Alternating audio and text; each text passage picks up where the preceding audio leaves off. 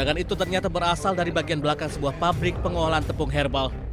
Akibat ledakan tersebut, 1 pekerja meninggal dunia, 7 pekerja lainnya terluka. Kuatnya ledakan juga menyebabkan bangunan pabrik rusak parah. Seluruh korban luka segera dievakuasi untuk mendapatkan penanganan medis. Dari hasil penyelidikan polisi, ledakan disebabkan oleh tekanan tinggi pada mesin pengolahan. Ya, produksi, terus mungkin karena cuaca panas dan lain sebagainya, terus dari keterangan sementara, terus tiba-tiba meledak terus terbakar.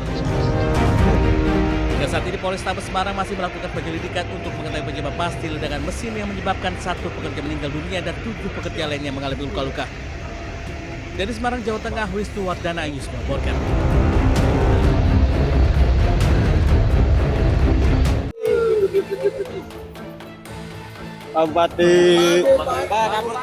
Mengenakan rompi oranye, Bupati Kuantan Singingi atau Kuansing, Suhardiman Ardi ditetapkan KPK sebagai tersangka kasus dugaan suap jabatan di lingkungan Pemkab Kuansing. Selain Suhardiman, KPK juga menetapkan Sekda Kuansing, Zulkarnain dan Direktur Utama PT Mitra Ideal Consultant sebagai tersangka.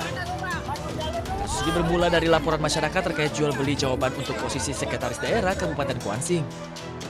KPK menyebut Bupati Kuansing meminta syarat mobil SUV Land Cruiser 300 GRS senilai 2 miliar rupiah kepada tersangka Zulkarnain.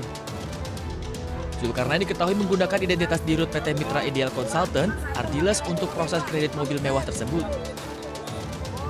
Selanjutnya Saudara SA, selaku Bupati Kuansing periode 2025-2030, terkait dengan adanya kegiatan lelang jabatan ini meminta syarat atau meminta semacam permintaan kepada calon yang akan menduduki posisi tersebut, yaitu sebuah 1 unit SUV mobil Toyota Land Cruiser 300 GRS. Ini diminta kepada pihak atau calon yang akan mengikuti proses seleksi jabatan Sekda Kabupaten Kuansing.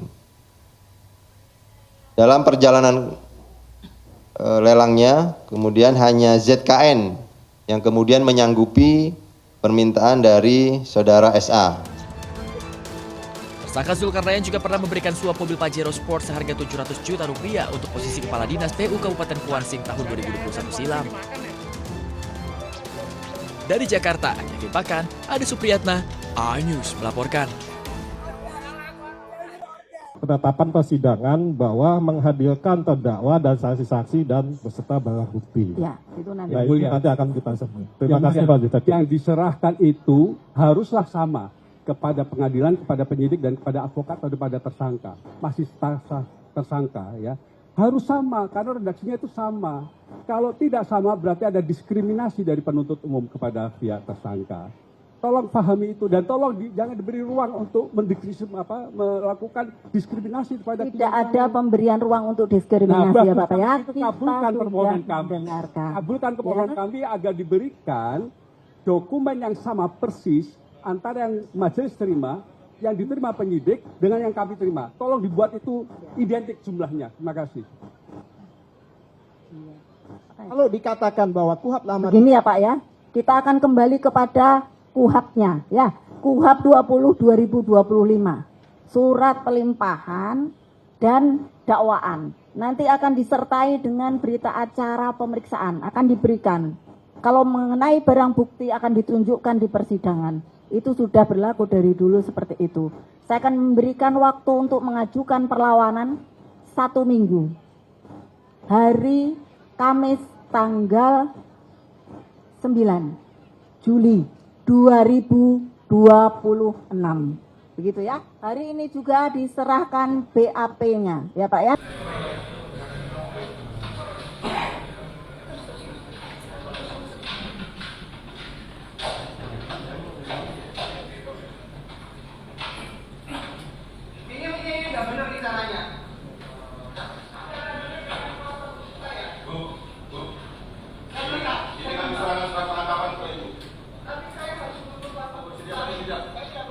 Ibu mau bersedia tidak? Saya tidak mau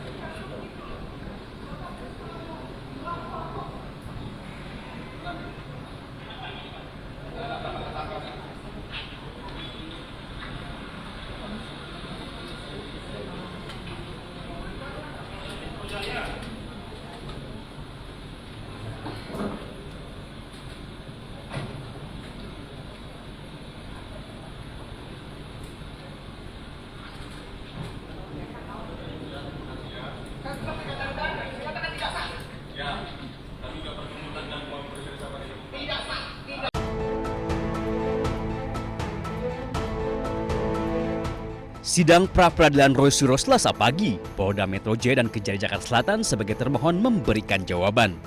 Tim bidang hukum Polda Metro Jaya menyatakan penyidik telah menjalankan seluruh proses sesuai Kitab Undang-Undang Hukum Acara Pidana atau KUHAP terhadap penindakan kepada Roy Suryo. Penggeledahan rumah Roy Suryo dilakukan berdasarkan penetapan Pengadilan Negeri Tangerang. Penyidik disebut juga telah menunjukkan surat tugas dan surat izin penggeledahan. Atas dasar tersebut, kuasa hukum Polda Metro Jaya meminta hakim menolak seluruh permohonan pra-peradilan yang diajukan Roy Suryo. Termohon memperlihatkan surat perintah penahanan beserta berita acara penahanan kepada pemohon dan penasihat hukumnya serta memberikan kesempatan untuk membaca dan menandatangani dokumen tersebut. Namun demikian, baik pemohon maupun penasihat hukumnya kembali menolak membubuhkan tanda tangan. Sidang pra-peradilan diajukan Roy Suryo untuk menguji sah atau tidaknya tindakan penyidik Polda Metro Jaya. Di Jakarta, Tim Liputan iNews melaporkan.